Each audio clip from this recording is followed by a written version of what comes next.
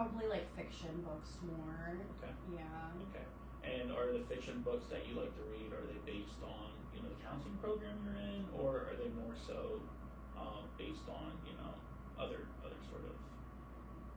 I do like books about like psychology and counseling. I've read books about that in the past. Like the psychological genre, like psychological thrillers I like, Okay. but it's not necessarily like about counseling, I guess. It's Okay. kind of just in that realm. Okay, so you want to tell me a little more about what you like to read then? Yeah, I like to read like the Hunger Games series. That's one of the ones I've been wanting to get into. I'm trying to think. Like, I read this book called The Silent Patient in the past, which was about a psychologist, and I thought that one was really interesting. Yeah, I guess books like that. Okay. Yeah. Well, that's really interesting. So, it seems to me that, you know, with being in grad school, you know, you also want to work on, you know, progressing your reading. As you said, you know, you are working and, you know, balancing 3 classes. It could also be like, you know, difficult to find time to read, I'm sure. Yeah. So, you know, during undergrad, were you a reader? I would read like once in a while, and I think I did have more free time in undergrad, but I still didn't read as often as I wanted to. I think it was just kind of like whenever I would find a book that looked interesting to me, I would read it. But I also like didn't find that many books, I guess. I don't know. Okay. Okay. And you know, do you have a specific spot you like to read in at home? Honestly, just like my bed, to be honest. Okay. Yeah. And were you, you know, a reader before bed, or were you a reader, you know, just casually through the day? Usually, like before bed, to kind of like unwind. Yeah. Okay. And what do you do now to unwind before bed? I kind of just like scroll on my phone, which is something I want to replace with with reading. Okay. Yeah. Okay. Yeah. So, you know, it seems to me, you know, obviously, you know, scrolling on your phone, you know, before bed isn't very healthy. Yeah. You know, there are, you know, scientific facts leading to, you know, the screen and, you know, the light and all that. You know, I'm not a scientist, I'm a therapist, so I don't, you know, I don't really know all those facts. But I think if, you know, you work on, you know, practicing, maybe trying to read, you know, maybe 2 to 3 pages before bed, you know, and then scroll on your phone, you know, you're kind of, I know, you know, it sounds contradicting, but then eventually, you know, you might read, you know, you might be interested in the book, so those 3 pages that you read before bed might turn into 10, 12 pages, and, you know, before you know it, you're going to be falling asleep reading the book. Yeah, that's a good idea. I think I might start with something like that. Okay. Yeah. Okay. And is there anything else, you know, being in grad school that stresses you out or, you know, makes you anxious that you'd like to talk about?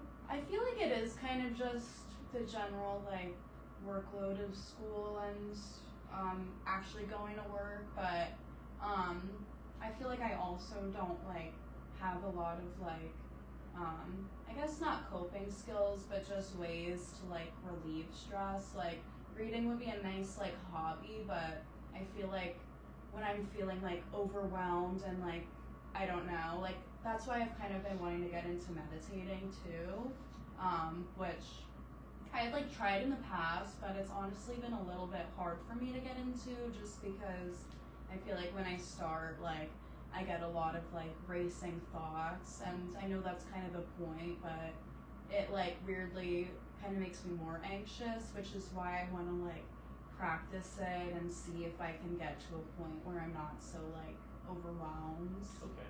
So is meditation something you want to mainly focus on, or is it just sort of like mindfulness activities to help relieve stress and anxiety? I think I want to start with meditation specifically, just have like a specific goal. Like I would used to watch like guided meditation videos on YouTube, and I feel like maybe I would start with like shorter ones, like 5 minutes, and maybe work my way up to like longer ones.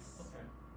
And you know, in the past when you have tried to meditate, did you meditate on yourself? You know, where you just played like a sound or, you know, an intro, and you just sat there and, you know, crossed your legs and, you know, held your hands in the air like this? Yeah. Or was it something that like, you know, someone walked you through? It was kind of like a video where someone would like walk me through it, like tell me like breathe now and like like think about like your like hands, like you know, like things like that, because I feel like that kind of helps me a little bit through it. Okay. Yeah. Okay. And you said that, you know, when you were to practice meditation on your own, that sometimes it became very overwhelming because you got lost in your own thoughts, and some of those negative thoughts, you know, were really racing forward, and you didn't know how to, you know, suppress them. Sounds to me, you know, well, that not sounds to me. In meditation, that's, you know, the whole, you know, point is to let those, you know, negative thoughts race and get out, because you know, when you're going throughout your day, you kind of don't think about all those thoughts at once, and you don't really think about that like certain. So you know, if you're pushing off an essay or an assignment that's due, you know, you don't really think about that until 2 or 1 day before the assignment's due, right? You know, instead of, you know, if you were to meditate and to really, you know, reflect and sit there for a couple minutes and realize like, oh, you know, I have a paper due, you know, I have to take the dog out later, and you know, I have to do the dishes and my laundry.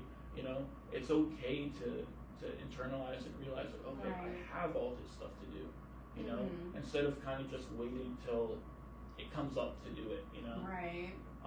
Have you ever tried taking a walk in the park or like on a trail or anything? I do try to walk, not necessarily like on a specific path or anything, but where I live, it's on like Main Street in my college, so everything's kind of walking distance. So